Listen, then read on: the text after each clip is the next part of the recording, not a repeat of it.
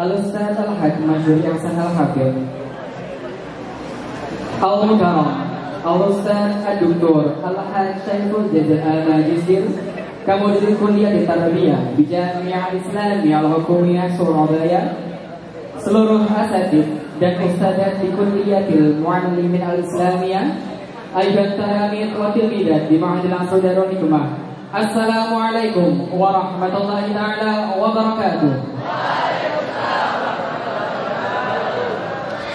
Alhamdulillah. حمدا لله بذكره تطمئن القلوب وتنطلق به العصور وتلين به السرور نحمد الله تعالى نستغفره ونتوب إليه ونثني خير كله نشكره ولا نكفره إياه نعبد وله نصلي ونسجد وإليه نسعى ونغفر نرجو رحمته ونخشى عذابه فإنني أدلكم على الحمد والشكر لله سلام الله وصلاته تكثر إليك يا حبيب الرحمن سيد ولد عدنان رسولا لقب بأحمد ليحمل رحمة لجوامع المخلوق ما توجد في هذا العالم فهو خير الأنام اللهم اجعلنا من الذين يستمعون القول ويتبعون أحسنه أما بعد. Santri, kehidupannya adalah nafas Islami, bertasbih dan beribadah setiap hari. Kiai adalah panutan dan murabbi ruhi. Tiada hari tanpa mengaji. Pesonanya cantik dan rupawan. Berdiri kokoh sebagai generasi negeri berakhlak mulia serta dialahi kalimat ilahi. Dalam rangka memperingati bulan Isra Mi'raj Nabi Muhammad sallallahu alaihi wasallam, kita datang, kita bermunajat, kita berharap semua kebaikan dan dari segala musibah kita dikuatkan. Walaupun mungkin ada beberapa dari seluruh santri yang duduk sambil terkantuk-kantuk dengan badan sedikit membungkuk, namun ketahuilah para hadirin bahwasanya itu adalah bukti santri beribadah dengan khusyuk.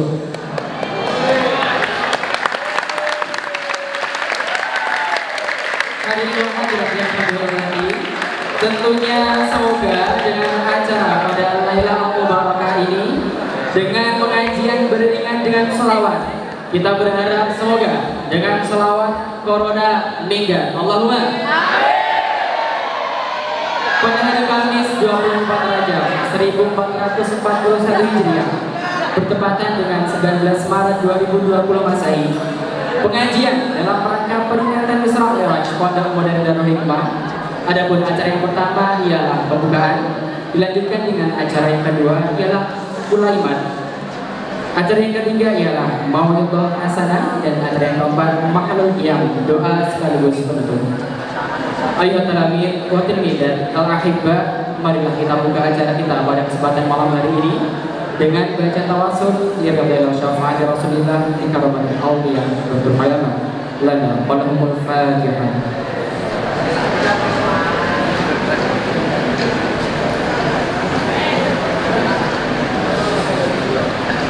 Amin, amin ya rabbal alamin.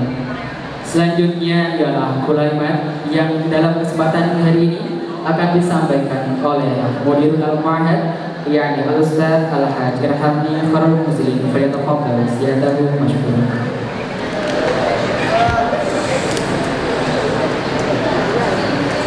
Bismillahirrahmanirrahim. Assalamualaikum warahmatullahi wabarakatuh. Alhamdulillahirabbil alamin ala kulli qadarihi wa amrihi. Asyhadu an la ilaha illallah wa asyhadu anna Muhammadan abduhu wa rasuluh. Allahumma shalli ala sayyidina Muhammad. Allahumma shalli ala sayyidina Muhammad. Allahumma shalli ala sayyidina Muhammad. Rabbi shrah li sadri wa yassir li amri wa hlul 'uqdatam min lisani yafqahu qawli. Yang saya hormati Pembina Yayasan Ustadz Rashid Ridwan, Ketua Pengurus Ustadz Abdul Mamam, dan Yai Dr. Saiful Jazil dari Surabaya, dosen UI Sunan Ampel Surabaya, dan terutama Dewan Asatidz Pondok Modern dan seluruh santri putra, santri putri Pondok Modern yang berbahagia. Alhamdulillah, hari ini kita bisa melaksanakan memperingati Isra Mi'raj Nabi besar Muhammad Shallallahu Alaihi Wasallam di tengah-tengah cobaan, berbagai macam cobaan di seluruh permukaan bumi yang saat ini lagi membuat kita yang terdekat, membuat kita kemudian semakin dekat dengan Allah, yaitu COVID-19. Lalu kita berharap setiap penyakit itu Allah menjadikan mesti ada obatnya, dan semoga oleh Allah kemudian kita semuanya, seluruh bangsa Indonesia dan seluruh umatnya Kanjeng Nabi diberi kekuatan, diberi kesabaran untuk menghadapi ujian yang saat ini sedang berlangsung.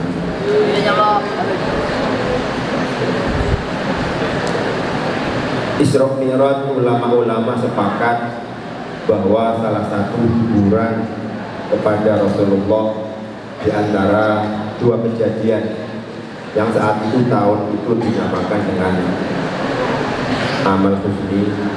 Pertama, wafatnya Siti Khadijah, yang kedua wafatnya Abu Thalib, yang saat itu jadi sandaran Kanjeng Nabi, baik itu secara finansial ataupun secara moral.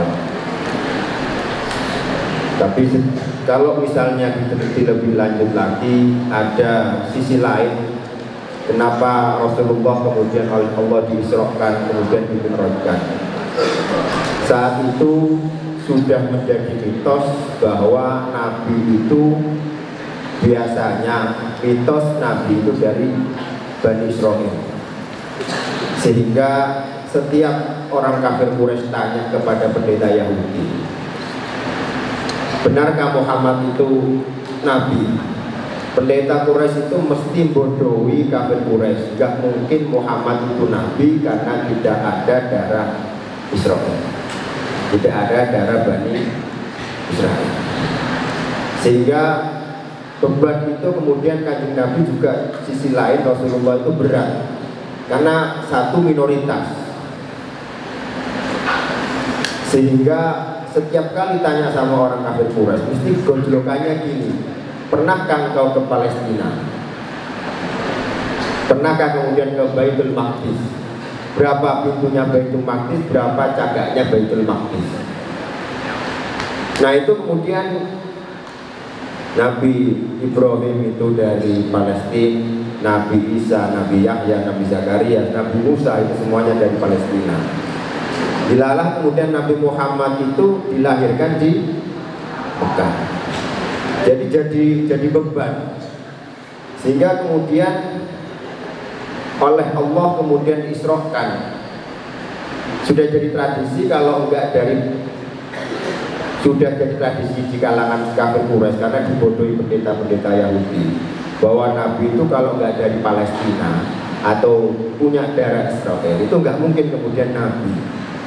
Akhirnya kemudian oleh Allah kemudian diisrokan menuju Baitul Maqdis, sampai kemudian dimi'rajkan, ketemu senior-seniornya, sampai kemudian ketemu sama Nabi Ibrahim, Nabi Isa, Nabi Yahya, sampai kemudian di riwayat itu di langit ketujuh itu baina Nabi Musa atau Nabi Ibrahim.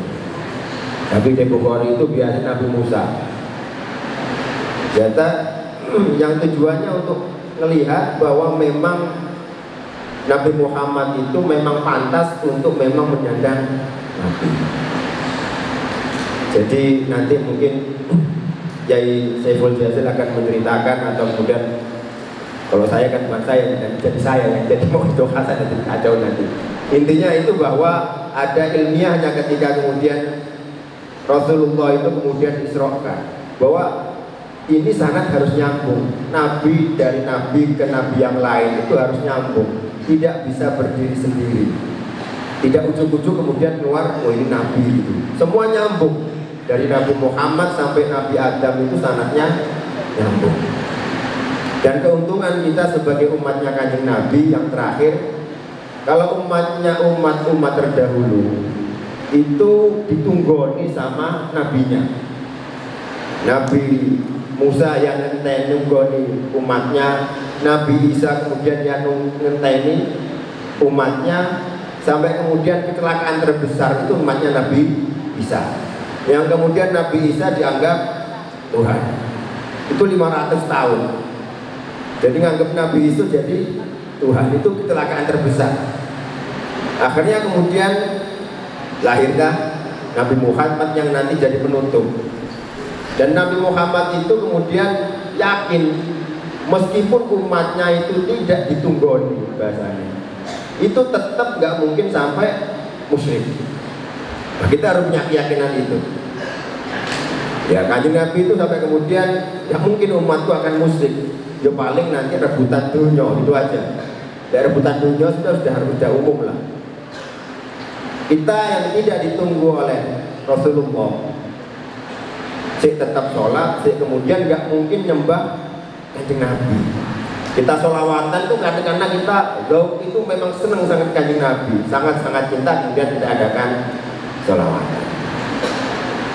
Jadi kita termasuk yang beruntung, nggak ada kecelakaan, nggak sampai kemudian nyembah Nabi Muhammad. Tetap kemudian Allah sebagai Tuhan yang kemudian kita sujud 5 waktu dalam waktu 1 hari. Dibandingkan umat-umat terdahulu, kita termasuk yang paling diunggulkan. Ya, jadi ya misalnya Nabi Musa saja ketika dintainya itu padahal ditunggu sama Nabi Musa, saya nyembah sapi. Dan kenemen sapi kemudian emas kemudian disembah.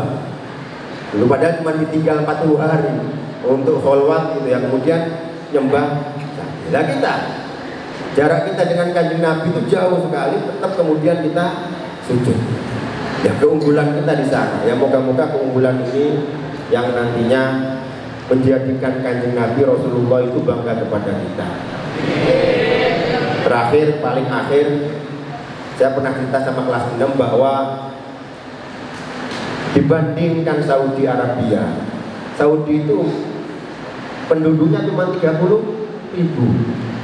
Kita penduduknya 250. Ya lek kamakola kilawakola itu 80% umat Islam. Saya bisa bayangkan nanti ketika Yaumul Mahsyar itu nanti yang paling dibanggakan itu orang Indonesia. Oh Indonesia tuh, padahal jauh dari saya, umatnya paling banyak. Sama-sama Saudi kita itu paling banyak, nggak ada apa-apanya. Ya moga-moga kebanggaan itu kemudian benar-benar kita dijaga oleh Rasulullah sampai ila yaumil qiyamah. Termasuk kemudian Allah meringankan, memberikan kesabaran ketika oleh kita umat muslim sedunia, seluruh manusia itu diuji oleh Allah berupa cobaan pagebluk, orang dulu bilang wabah yang kemudian virus corona. Itu saja mungkin dari saya, moga-moga manfaat. Al-Fatihah.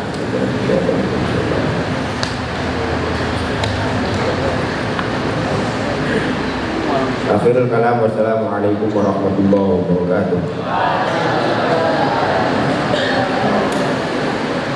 Terima kasih kami aturkan kepada beliau. Hadirin wal hadirat rahimakumullah. Ada yang ngantuk?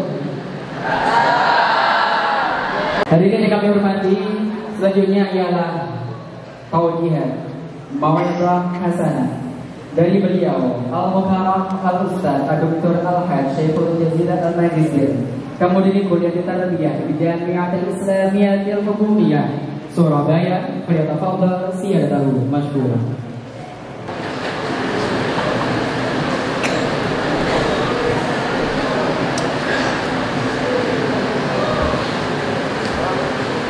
Assalamualaikum warahmatullahi wabarakatuh.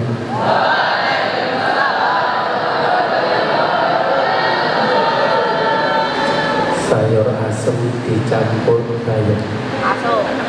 Sajane rapate adem tapi jawab salam kok melempem. Saudara-saudara yang jawab salamnya kurang semangat, saya doakan nanti keluar dari masjid ini muka-muka sakalilang seseh. Assalamualaikum warahmatullahi wabarakatuh.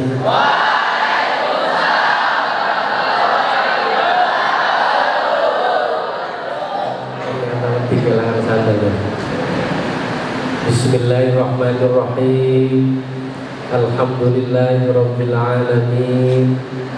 Allahumma salli ala Sayyidina Muhammadin abdika wa nabiyyika wa rasulika nabiyil ummi wa ala alihi wa sahbihi wa sallim tasliman bi qadri 'azamati dzatika fi kulli waqtin wa hin. Amma ba'du. Hadrotal kurama wal fudala, para alim ulama, para masyayikh, para asatid, ustazat, semuanya yang kami hormati, kami muliakan, wabil khusus Ustadzinal Karim wa murabbi ruhinal karim Romo Ki Haji Abdul Manap yang selalu kami taati dan muliakan, wabil khusus Romo Ki Haji Masyudi Ridwan yang kami hormati dan muliakan, wabil khusus Romo Ki Haji Ilham Munzali dan para asatid yang tidak mampu saya sebutkan satu persatu, semuanya yang kami hormati, dan adik-adik, para santriwan, santriwati Pondok Modern Darul Hikmah Tawangsari, Kabupaten Tulungagung yang sangat saya cintai dan saya banggakan. Syukur alhamdulillah, pada malam ini kita ditakdirkan oleh Allah bisa bersilaturahim dalam rangka memperingati Isra dan Mi'raj Nabi besar Muhammad sallallahu alaihi wasallam. Mudah-mudahan silaturahim kita malam ini senantiasa disertai hidayah dan ridhonya Allah, dan mudah-mudahan kita semua diberikan kekuatan iman lahir dan batin, diselamatkan oleh Allah dari segala macam bencana dan wabah, menjadi orang-orang yang selamat di dunia wal akhirah. Ala hadiniyah wa likulli niyatin sholihah wa lihajatin wa hajatin lana wa lahumul fatihah. A'udzu billahi minasyaitonir rajim. Bismillahirrahmanirrahim. Alhamdulillahirabbil Iyyaka na'budu wa iyyaka nasta'in. Ihdinas siratal mustaqim, siratal ladzina an'amta 'alaihim. Hadirin wal hadirat dan adik-adik, para santriwan santriwati rahimakumullah. Terus terang malam ini saya sangat bersyukur dan bahagia sekali bisa hadir di tengah-tengah kalian semua. Kebahagiaan kami ini tersirat dalam sebuah kata, elok rupanya si kumbang jadi, di bawah ite pulang ke kali. Sungguh tiada terkira senangnya hati, karena saya bisa bersilaturahmi di Pondok Darul Hikmah Tawangsari. Alhamdulillah. Karena itulah, sebelum saya menyampaikan terkait dengan hikmah Isra dan Mi'raj, saya ingin mengatakan, kalau kalian suka minum jamu, jangan lupa diaduk dengan kain. Walaupun kita semua baru ketemu, aku ucapkan tetap I love you.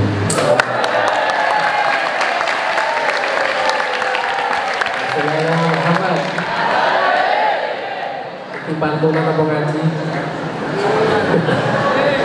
Baik, saudara sekalian, untuk mengawali pengajian malam ini, saya ingin membaca beberapa hadis. Baginda Rasulullah Sallallahu Alaihi Wasallam pernah bersabda, wa idza marartum bi riyadil jannati farta'u. Kalau kalian semua wahai sahabatku melewati taman surga, maka makan dan minumlah hidangan di dalamnya sepuasnya.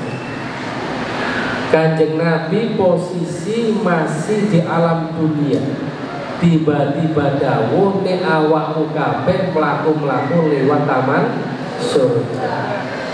Saat itulah spontan para sahabat lajeng tanggep matur datang kanjeng Nabi, ya Rasulullah, Maryamul Jannah, apa yang panjenengan maksud dengan taman surga itu? Qala, kanjeng Nabi kemudian menjawab, khilafud dzikr wa fi riwayatin ukhra majalisul ilm. Yang dimaksud taman surga adalah majelis-majelis zikir. Di dalam riwayat lain ada yang menyatakan adalah majelis ilmu. Karena itu saudara sekalian, kumpul kita ini tidaklah sia-sia, karena pada hakikatnya berdasarkan sabda Rasulullah Sallallahu Alaihi Wasallam, kita ini berada di taman surga. Hadis ini sama persis dengan sabda Rasulullah. Beliau pernah mengatakan, ma baina baiti wa mimbari raudhatun min riyadil jannah. Antara rumahku dan mimbarku ini adalah merupakan salah satu taman surganya Allah yang dikenal dengan sebutan apa? Raudhah.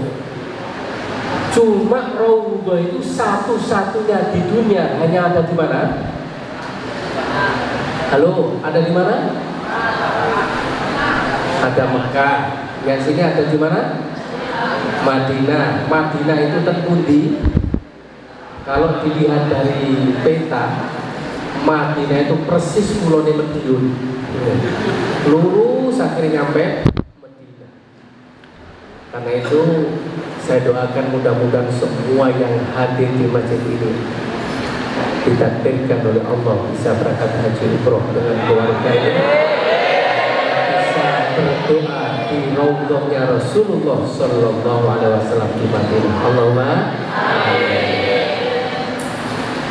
Saudara sekalian, hari ini semua orang berada di dalam kecemasan karena menghadapi virus corona. Dan saya yakin corona tidak akan pernah berani datang ke sini. Karena menurut orang Surabaya, corona itu disingkat kelompok rondo mempersona. Mungkin waktu ini lah ya. Nah, saya teringat satu ayat di mana Allah Subhanahu wa taala berfirman, A'udzu billahi minasy syaithanir rajim. Ma asaba min musibatin fil ardi wala fi anfusikum illa fi kitabin min qabli an nabra'aha inna dzalika 'ala Allahi yasir. Semua musibah yang terjadi di muka bumi dan mungkin juga terjadi pada diri kalian, ternyata menurut ayat ini telah ditulis sejak zaman azali di Lauhil Mahfuz. Sebelum Allah menciptakan virus corona ini, telah ditulis oleh Allah bahwa bulan ini tanggal sekian tahun sekian nanti akan muncul wabah namanya virus corona. Dan siapa-siapa yang terpapar sudah ada catatannya, saudara sekalian. Hanya saja terkait dengan persoalan takdir ini, para alim ulama, khususnya ulama ahli tauhid atau yang dikenal dengan ulama mutakallimin, ini kemudian terjadi perbedaan pendapat. Apakah takdir yang sudah digariskan oleh Allah sejak zaman azali masih ada kemungkinan bisa dirubah atau tidak? Nah, dari sinilah Ada salah satu aliran namanya Jabariyah, yang di antara tokohnya kalau nggak salah namanya Jaham bin Sofwan mengatakan takdir Allah tidak mungkin bisa dirubah.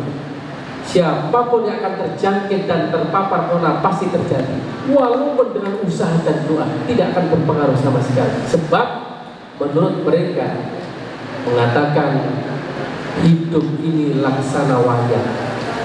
Wayang bergerak atau tidak tergantung dalangnya, dan dalang kehidupan tidak lain adalah siapa? Allah Subhanahu wa ta'ala. Tapi ini berbeda dengan mayoritas pendapat para alim ulama. Ada aliran Qadariyah, ada aliran Mu'tazil, ada aliran Ahlus Sunnah wal Jamaah. Ini menyangkut takdir mu'allaq, masih sangat mungkin bisa dirubah. Yang pertama, takdir itu bisa berubah dan diubah oleh Allah. Pertama dengan usaha dan kerja keras manusia itu sendiri. Berdasarkan satu firman Allah, Innallaha la yughayyiru ma biqaumin hatta yughayyiru ma bi anfusihim. Sesungguhnya Allah tidak akan merubah nasib suatu kaum kecuali kaum itu yang akan merubah sendiri. Karena itulah untuk menghadapi virus corona, agar kita semua diselamatkan oleh Allah dengan jalan. Nah ini yang mungkin bertentangan dengan sedih-sedih atau prinsip-prinsip kita semua. Gak boleh sentuhan kulit, artinya jabatan tangan gak boleh, tidak boleh mengumpulkan banyak orang seperti ini. Jadi Bapak Ibu yang kami hormati dan saudara-saudara, besok itu jadwal saya khutbah di masjidnya Hotel Mercure Jalan Darmo. Itu ternyata dibel oleh tempat takmirnya bahwa besok di Masjid Mercure itu Jumatannya libur. Subhanallah, Jumatan libur ini Pak. Kemudian di Masjid Coca-Cola itu juga diliburkan. Saya kadang-kadang berpikir, subhanallah, karena memang MUI sendiri mengeluarkan fatwa seperti itu. Kadang-kadang saya berpikir ini ironi, di negeri yang mayoritas Islam, hanya gara-gara corona kemudian masjid libur Jumatan. Padahal kalau kita lihat YouTube, itu benar atau nggak salah, tapi saya meyakini benar. Justru orang-orang yang menjadi sumber virus corona di mana? Di China. Itu berbondong-bondong datang ke masjid sampai kiblatnya kalau itu nggak loh, gitu apa betul? Sholatnya di jalan, loh di sini malah ditutup. Subhanallah. Itu menurut saya keterlaluan Pak ya. Jadi usaha maksimal harus kita lakukan. Tapi ingat, usaha manusia, daya dan kemampuan manusia itu terbatas. Karena itu di samping usaha jangan lupa berdoa, karena di balik kekuatan dan daya kemampuan manusia ada yang maha dahsyat kekuatannya, yaitu siapa? Allah Subhanahu wa ta'ala. Bukankah Rasulullah SAW sebagaimana hadis yang diriwayatkan oleh sahabat Anas bin Malik radhiyallahu anhu, beliau menyatakan begini, man kharaja min baitihi thumma qala bismillahi tawakkaltu 'ala Allah. Barang siapa yang keluar dari rumahnya kemudian berdoa bismillahi tawakkaltu 'ala Allah, terus gimana? La haula wala quwwata illa billah. Kemudian Rasulullah dawuh, qala hina idin, saat itu pula malaikat bilang kepadanya, qad hudita wa kufita wa wukita, engkau telah diberikan petunjuk dan bimbingan oleh Allah, engkau telah dicukupi oleh Allah, dan engkau telah dilindungi oleh Allah. Fatanakhalahu syaitan, dan saat itulah setan-setan lari menjauh darinya. Wa qala syaitanu afa, Salah satu setan kemudian bilang kepada teman-temannya, "Kaifa laka birajulin?" Apalagi yang bisa kalian perbuat dengan orang yang telah dibimbing oleh Allah, dicukupi oleh Allah, dan dilindungi oleh Allah Subhanahu wa ta'ala. Dan kemudian seorang sahabat namanya Sayyidina Uthman bin Affan meriwayatkan, Rasulullah Shallallahu Alaihi Wasallam bersabda, barang siapa yang pagi hari membaca 3 kali dan sore hari menjelang malam membaca 3 kali, apa doanya? Bismillahilladzi la yadurru ma'asmihi syai'un fil ardi wala fis sama'i wa huwas samiul alim lam yadurruhu syai'un. Barang siapa yang membaca doa ini pagi 3 kali, sore menjelang malam 3 kali, maka tidak ada satupun baik di langit maupun di bumi yang bisa membahayakan dirinya. Oleh karena itulah saudara sekalian, kita sebagai orang Islam, ya kita patut hati-hati dan waspada, tapi jangan takut berlebihan, karena kita punya siapa? Allah Subhanahu wa ta'ala. Yang ketiga, takdir itu bisa dirubah dengan sedekah. Nah, ini saya pernah membaca satu riwayat umatnya Nabi Musa alaihissalam. Itu ada sepasang suami istri yang mulai nikah sampai tua ditakdirkan miskin papa, tapi mereka menghadapinya dengan penuh kesabaran dan tidak pernah mengeluh, saudara sekalian. Dilalah suatu ketika sang istri bilang kepada suaminya, "Wahai suamiku, bagaimana kalau kita sholat kepada Nabi Musa dan minta doanya agar kita diberikan kekayaan yang cukup?" Ketika itulah kemudian Nabi Musa langsung memohonkan kepada Allah agar umatnya ini diberikan kekayaan yang cukup. Nabi Musa itu disebut oleh Allah di dalam Al-Quran adalah kalimullah. Kalimullah itu artinya apa, saudara sekalian?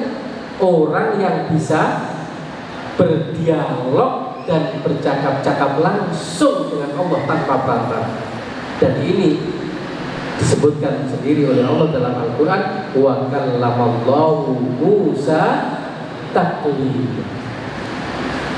Nah, ketika itulah dijawab oleh Allah, "Wahai Musa, bilang kepada umatmu, pasangan suami istri akan saya berikan kekayaan yang melimpah ruah, tapi batasnya cuma 1 tahun saja. Setelah itu dia akan menjadi miskin kembali." Subhanallah. Sebenarnya yang dilakukan setiap hari sama saja, tapi setiap langkah hidupnya menghasilkan rezeki yang luar biasa.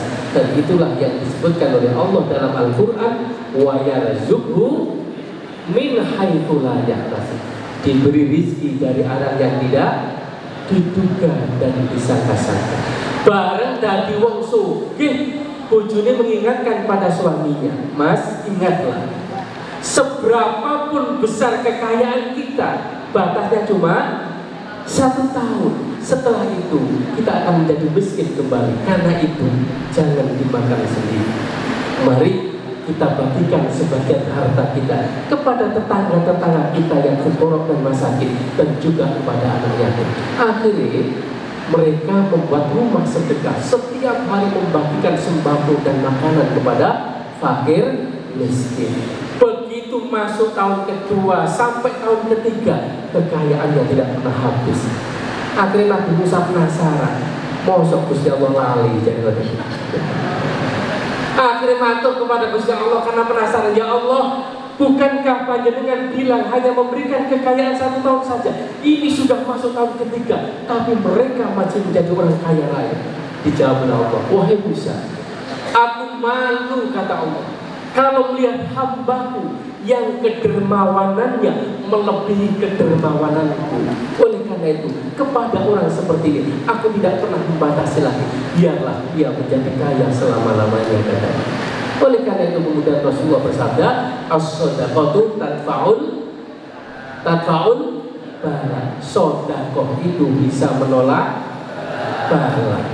Nah, saudara sekalian, Cuma di dalam menerapkannya ini juga nggak gampang. Kadang-kadang saya sendiri tuh pas enak-enak kosong, tidur siang, pas capek dilalang ngomong dodok. Assalamualaikum. Saya mikir di sopo, di balen mana? Assalamualaikum.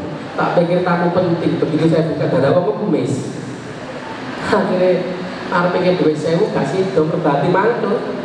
Akhirnya tak kayak duit 1 sampai mulu. Melaku-melaku boleh cipluhan. Sampai uangnya ayu tapi sayang jaluhan. Jadi sing ngemis kurang asep. Kayak 1 saya ngomel langsung dibales. Godong pupus di bangan codot. Kayak 1 kakek cocot. Jadi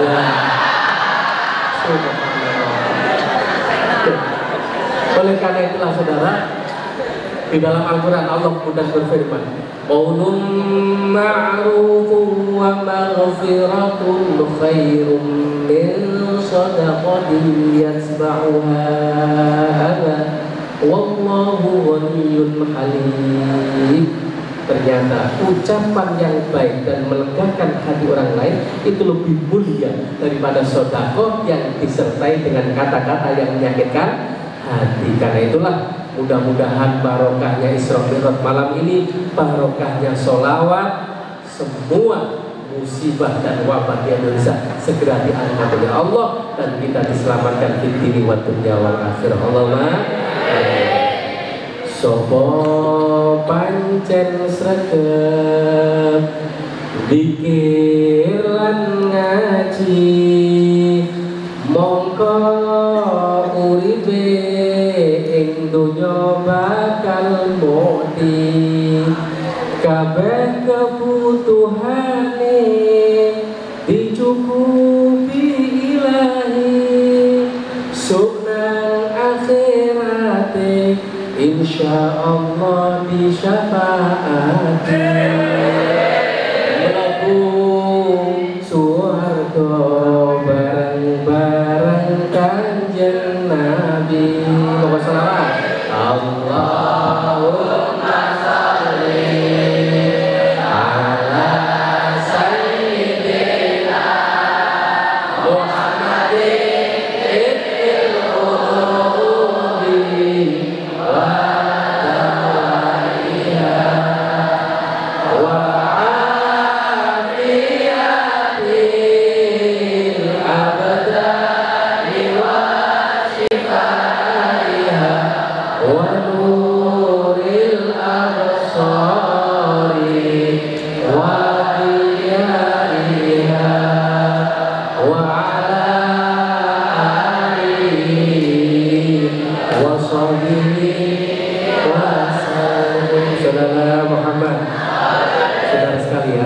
nyanyi seperti ini. Ada seorang jamaah ibu yang memuji saya, Ustaz, alhamdulillah suaranya bagus sampai buat saya terharu katanya. Cuma sebelah orang sing nyaut ngenten, Ustaz, alhamdulillah menurut saya suaranya dengan memang bagus, tapi lebih bagus lagi kalau nggak nyanyi. Jadi kurang asem. Langsung tak jawab, Bu, sakjane suara saya bagus, adapun kedengaran di telinga jenengan nggak bagus. Saya yakin bukan karena suara saya yang nggak bagus, mergo kuping sampai jebule gak ngono. Saudara sekalian, saya pernah di SMS oleh salah seorang jamaah. Saya itu kalau dari Kemis di Surabaya itu ngisi radio El Victor, ya kajian-kajian keagamaan. Bilalah ada salah seorang jamaah itu SMS begini, Ustaz, kenapa ya hidup saya kok serba sulit? Saya ini masih pengangguran. Saya lamar pekerjaan kemana saja tak ada yang memanggil saya. Kemarin orang tua saya sakit, masuk rumah sakit, saya nggak punya uang, Ustaz. Saya sedih sekali. Teman-teman seusia saya sudah pada menikah, sampai hari ini saya masih meminjam. Yang saya heran, Ustaz, saya ini kalau dekat dengan perempuan, kemudian saya SMS, mau saya lamar, dilalah semua jawabannya sama. Mohon maaf tidak ada lowongan. Kesakne ya. Subhanallah. Apa yang harus saya lakukan, Ustaz? Nah, saudara sekalian, menjawab SMS seorang pemuda dan jamaah seperti ini, saya kemudian teringat di WA yang sudah beredar itu ada sebuah dialog ringan antara seorang tukang cukur dengan seorang ustadz yang kebetulan potong rambut di tempat itu. Dilala tiba-tiba tukang cukur ini tanya begini, Ustadz, apa betul ya Allah itu benar-benar ada? Loh, kenapa sama bilang seperti itu? Iya, saya ini kadang-kadang ragu. Banyak manusia yang hidupnya sulit menderita, banyak manusia yang kesusahan, bahkan saking tidak kuatnya menahan penderitaan hidup sampai ada yang melakukan bunuh diri. Enten apa benar? Bukankah Allah itu Maha Rahman, Maha Rahim, Maha Pengasih, Maha? Kenapa tidak menolong hambanya yang seperti ini? Itu kan sebagai bukti bahwa Allah tidak benar-benar ada. Ya Allah ya Rahman. Ustaz ini mikir sudah sekalian, arep dijawab pakai dalil Quran hadis atasan tukang cukur kayak iso ngaji, gak dijawab. Ini pertanyaan yang membahayakan, greget loh, bisa membahayakan akidah. Gitu apa bener? Gurung sampai menemukan jawaban, dilalah kedahuluan tukang cukur komentar. Ustaz apa? Jalan-jalan ke Ciputat, mampir sebentar beli kebab. Sampai dikatanya, Ustaz, pertanyaan mulai gak bisa jawab. Dari mana? Dari Ustaz Gundul. Dilalah sampai selesai potong rambut belum menemukan jawaban. Akhirnya Ustaz ini keluar rumah, ketemu seorang, rambutnya gondrong, acak-acakan, kebetulan lain-lain duduk di kursi depan rumah tukang cukur itu. Akhirnya Ustaz menemukan inspirasi dan kemudian kembali lagi dengan mengatakan, Pak, loh, kok balik mana Ustaz? Iya, alhamdulillah saya sudah menemukan jawabannya. Apa Ustaz? Di dunia ini menurut saya juga tidak ada tukang cukur. Loh, kok ngoten Ustaz? Bukankah panjenengan itu baru saya potong rambutnya? Kok ngarani tukang cukur tidak ada? Sampai di panjang gedang kodok, gerang tapi goblok. Kok mari dicukur rambutnya kok ngarani tukang potong tidak? Akhirnya Ustaz menunjukkan, coba perhatikan pemuda yang rambutnya gondrong acak-acakan itu sebagai bukti nyata bahwa tukang cukur tidak ada. Andai kata ada, semua orang rambutnya pasti rapi dan tidak acak-acakan seperti itu. Itu kan salahnya sendiri Ustaz. Andai kata dia datang kepadaku, duduk di kursi ini, minta dipotong seperti panjenengan, pasti aku rapikan rambutnya.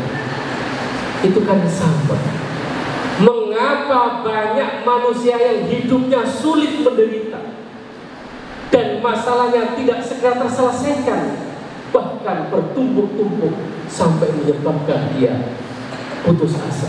Itu juga salahnya sendiri. Mengapa dia tidak mau datang kepada siapa? Tidak datang kepada siapa? Allah Subhanahu wa ta'ala.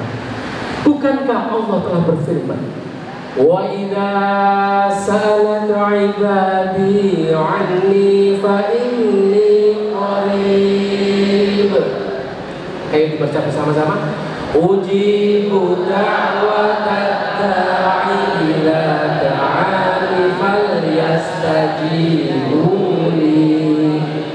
falyastajibuni wal yu'minu bi la'allahum.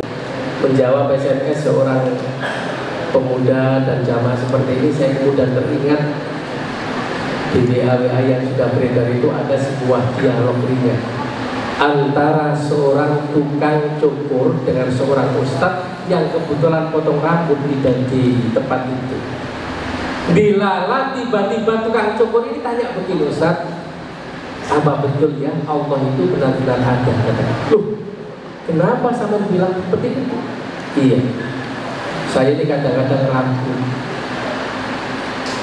Banyak manusia yang hidupnya sulit menderita, banyak manusia yang kesusahan, bahkan saking tidak kuatnya menahan penderitaan hidup sampai ada yang melakukan bunuh diri. Enten apa benar? Bukankah Allah Allah itu Maha Rahman, Maha Rahim, Maha Pengasih, Maha. Kenapa tidak menolong hambanya yang seperti ini? Itu kan sebagai bukti bahwa Allah tidak benar-benar ada. Ya Allah ya Rahman. Ustaz ini mikir sudah sekalian, arep dijawab pakai dalil Quran hadis atau hal itu kan cukur kayak so ngaji. Gak dijawab, ini pertanyaannya membahayakan, greget loh, bisa membahayakan akidah. Gitu Pak Betul? Gurung sampai menemukan jawaban, dilalah kedahuluan tukang cukur komentar. Ustaz apa? Jalan-jalan ke Ciputat, mampir sebentar beli kebab.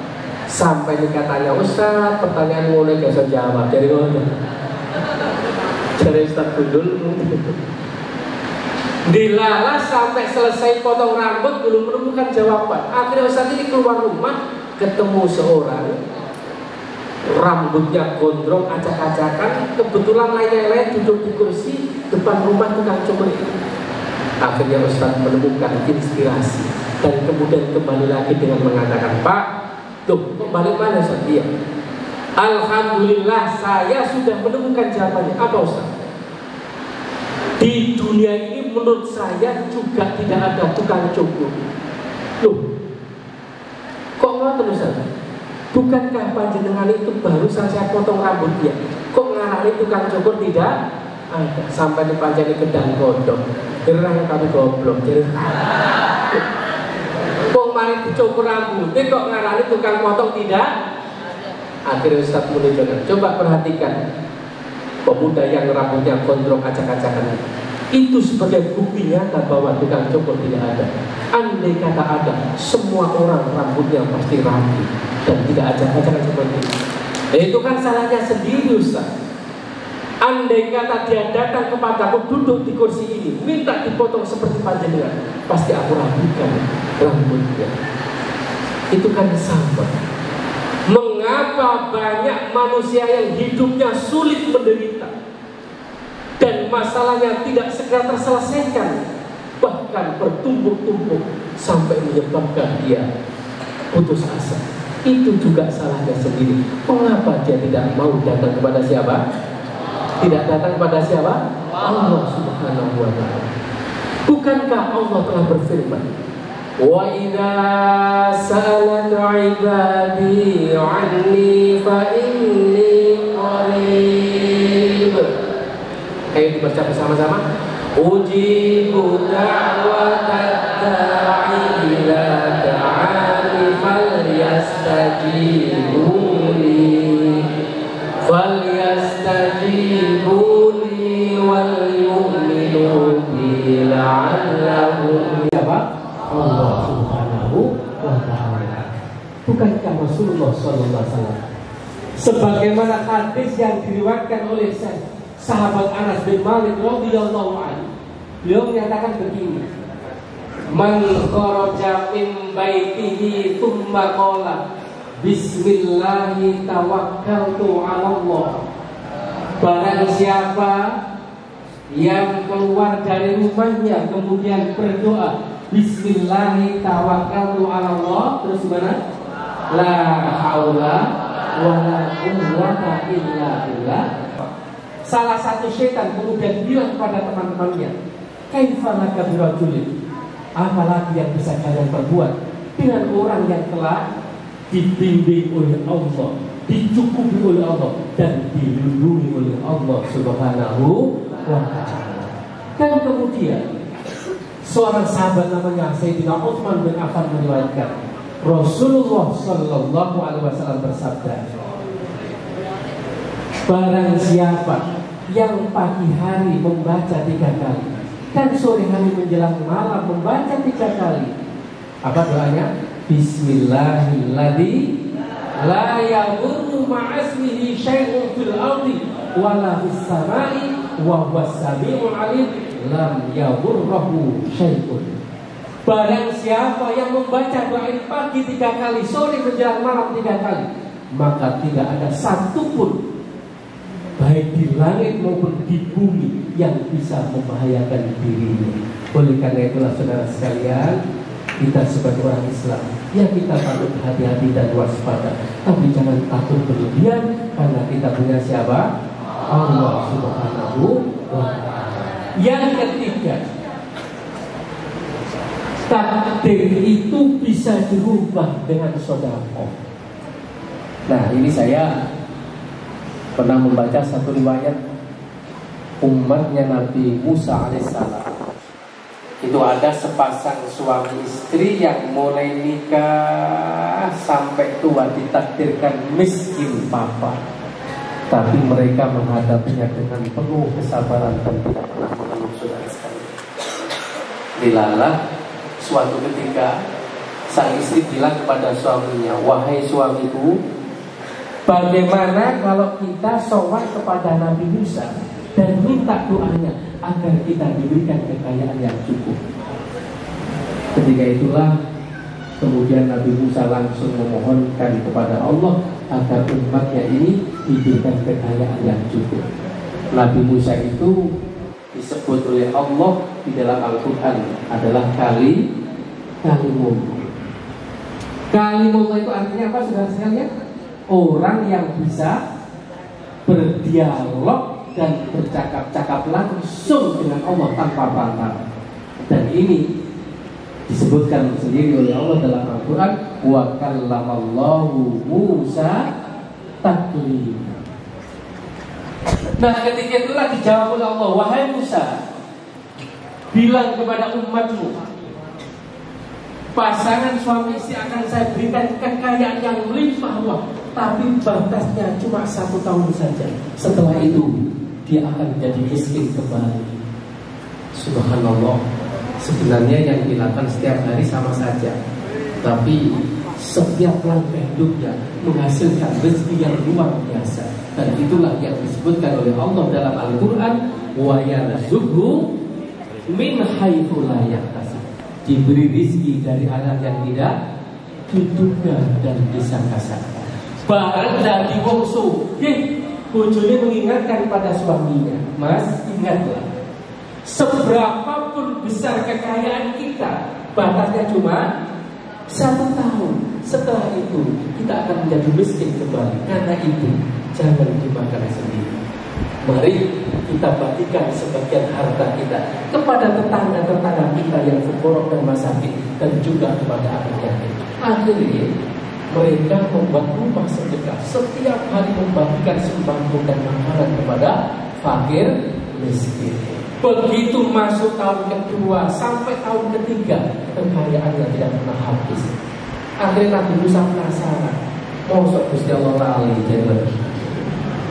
Oleh karena itu, kepada orang seperti ini, aku tidak pernah membatasi lagi. Biarlah dia menjadi kaya selama-lamanya, kata. Oleh karena itu kemudian Rasulullah bersabda, as-shadaqatu tanfa'ul bala. Sedekah itu bisa menolak bala. Saudara sekalian, cuma di dalam menerapkannya ini juga gak gampang. Kadang-kadang saya sendiri itu pas enak-enak poso, tidur siang pas capek dilalah ngomong godok. Assalamualaikum. Saya pikir di sopo, di balik mana? Assalamualaikum.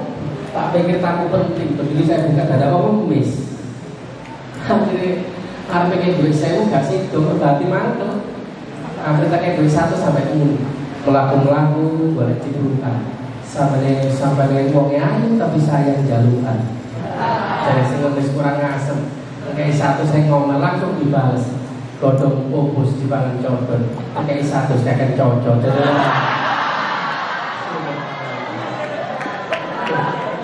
Oleh karena itulah saudara, di dalam Al-Quran Allah kemudian berfirman, qaulun ma'rufun wa maghfiratun khairun min shadaqatin yatba'uha adha wallahu ghaniyyun halim.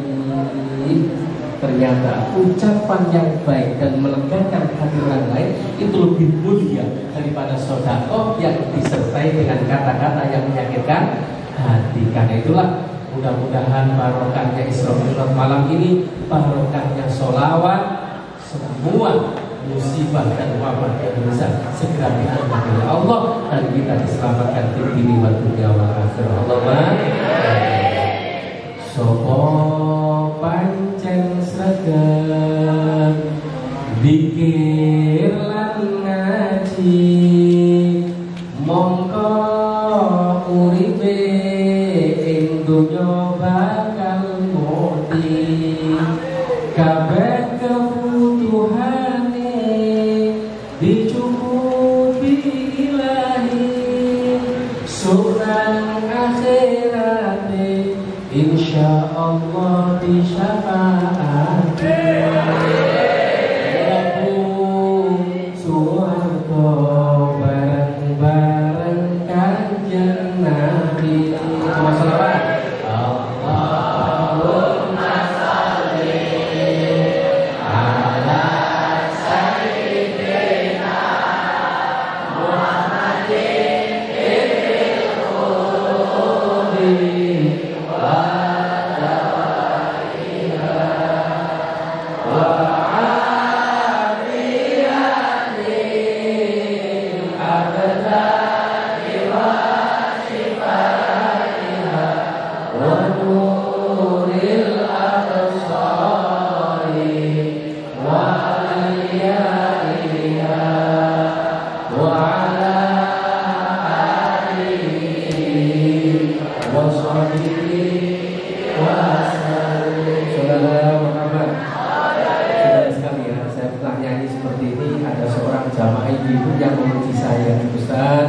alhamdulillah suaranya bagus, sampai buat saya terharu katanya. Cuma sebelah ya orang sing nyaut ngeten Ustaz.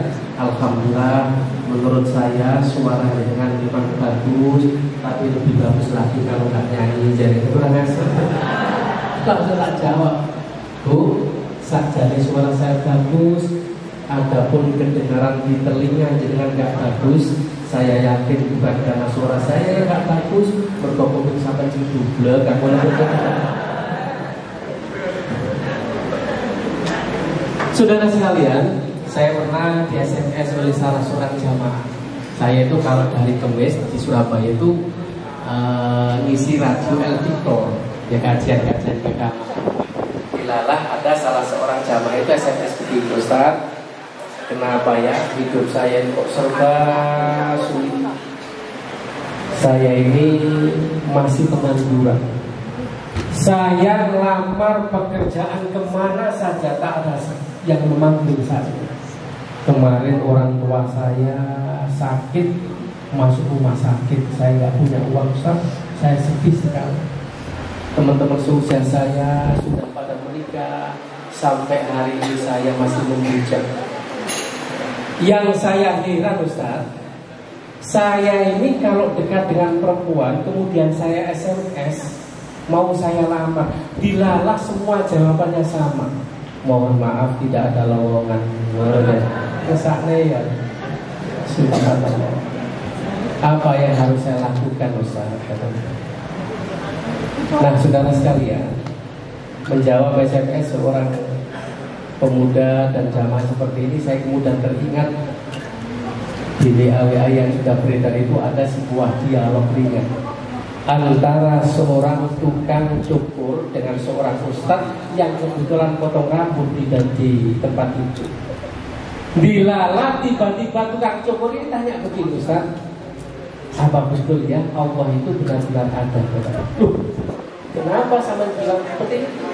Iya, saya ini kadang-kadang ragu. Banyak manusia yang hidupnya sulit menderita, banyak manusia yang kesusahan, bahkan saking tidak kuatnya menahan penderitaan itu sampai ada yang melakukan bunuh diri. Kenapa benar? Bukankah Allah itu Maha Rahman, Maha Rahim, Maha Pengasih, Maha? Kenapa tidak menolong hambanya yang seperti ini? Itu kan sebagai bukti bahwa Allah tidak benar-benar ada. Ya Allah, ya Rahman. Ustaz ini mikir sudah sekalian, kalau dijawab pakai dalil Quran hadis, kata-kata itu kan cukup gak iso ngaji. Gak dijawab, ini pertanyaannya membahayakan, geget loh, bisa membahayakan akidah. Kita mau betul. Gorong sampai menemukan jawaban, dilalah kedahuluan tukang cukur komentar. Ustaz apa? Jalan-jalan ke Ciputat, mampir sebentar beli kebab. Sampai katanya, Ustaz pertanyaan mulai gak jawab dari mana? Dari Ustaz Gundulmu. Dilalah sampai selesai potong rambut, belum menemukan jawaban. Akhirnya Ustaz ini keluar rumah, ketemu seorang, rambutnya gondrong, acak-acakan, kebetulan laya-laya duduk di kursi depan rumah tukang cukur ini. Akhirnya Ustaz menemukan inspirasi dan kemudian kembali lagi dengan mengatakan, Pak, tuh kembali mana Ustaz? Iya. Alhamdulillah saya sudah menemukan jawabannya. Apa Ustaz? Di dunia ini menurut saya juga tidak ada tukang cukur. Loh, kok ngoten Ustaz?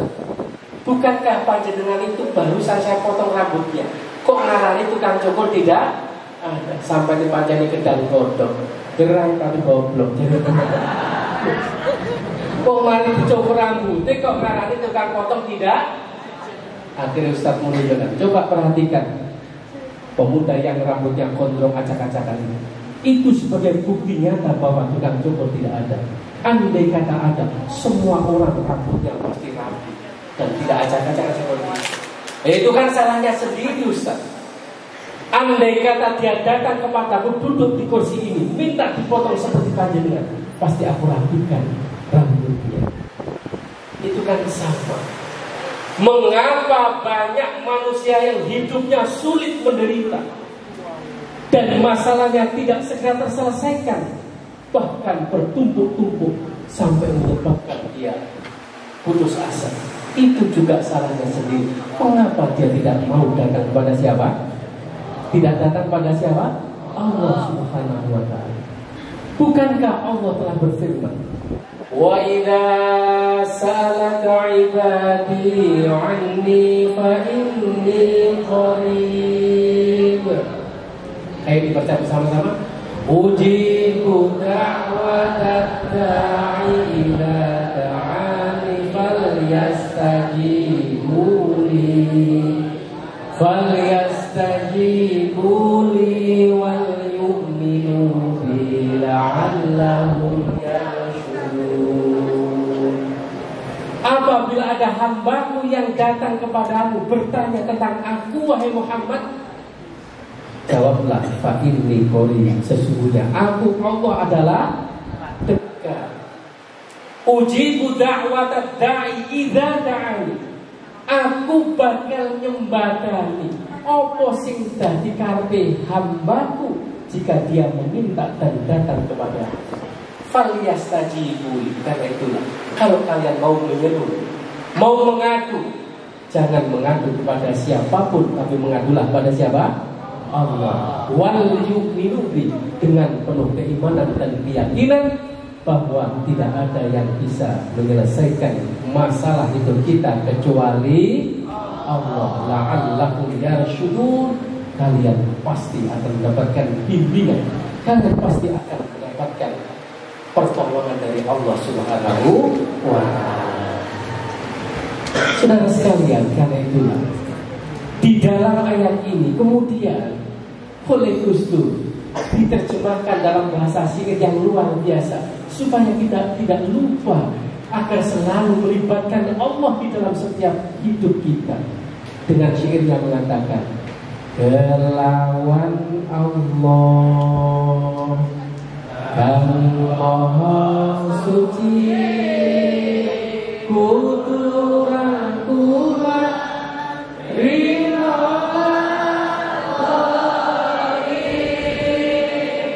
ditinggalkan di diri abadi, dikir langsung jangan hilali, dikir langsung jangan hilali. Selamat kabar.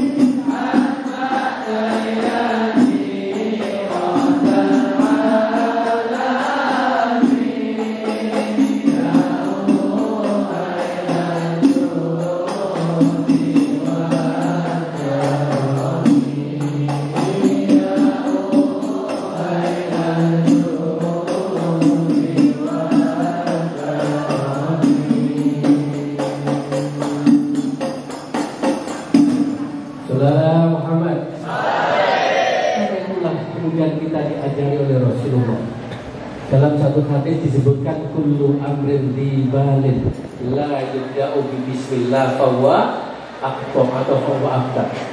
Setiap aktivitas atau perbuatan yang kita lakukan kalau tidak diawali minimal dengan menyebut nama Allah, dengan membaca apa? Bismillahirrahmanirrahim, maka barokahnya akan dicabut oleh Allah. Karena itu saudara sekalian, kita mau keluar rumah tadi disuruh berdoa. Doanya apa tadi? Bismillahirrahmanirrahim. Kalau kemudian mau bepergian naik kendaraan, baik sepeda motor atau mobil, jangan lupa ada doanya naik kendaraan. Gimana doanya? Ada Bismillahi majreha wa mursaha inna rabbi laghafurur rahim, atau Subhanalladzi sakhkhara lana hadza wa ma kunna lahu muqrinin wa inna ila rabbina lamunqalibun. Mau tidur ada doanya Bismika Allahumma ahya wa bismika amut. Bangun tidur ada doanya Alhamdulillahilladzi ahyana ba'da matana wa ilaihi nusyur. Mau makan ada doanya Allahumma inni a'udzubika. Loh, itu doanya isi enggak? Doanya isi. Doanya kemana? Allahumma bima razaqtana wa qina adzabannar. Habis makan ada doanya, mau kamar mandi ada doanya, keluar kamar mandi ada doanya. Itu artinya apa?